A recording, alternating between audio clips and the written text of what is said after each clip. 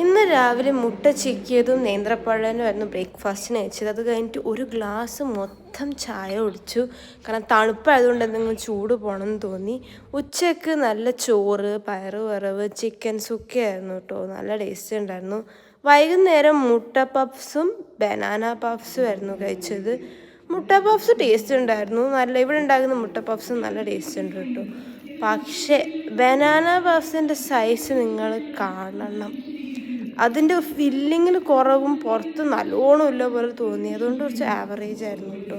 അതും ചായ ആയിരുന്നു കുടിച്ചത് വൈകുന്നേരം. പിന്നെ രാത്രിക്ക് നല്ല ചൂട് ഉണ്ടയും മീൻകറിയും ആയിരുന്നു കേട്ടോ. ഈ ഒരു ക്ലൈമറ്റ് ചൂട് ഉണ്ട നല്ല ടേസ്റ്റ് ആയിരുന്നു. എൻ്റെ ആക്രാന്തം കൊണ്ടാണ് നിങ്ങൾ ഈ കാണുന്നത്. കൈ പൊള്ളി ഒരവസ്ഥയിലായിട്ടും ഞാൻ കഴിക്കാതിരിക്കുന്നുണ്ടായിരുന്നില്ല. ഞാൻ 5 ഉണ്ട കഴിച്ചിരുന്നു. അത്രയും ടേസ്റ്റ് ആയിരുന്നു.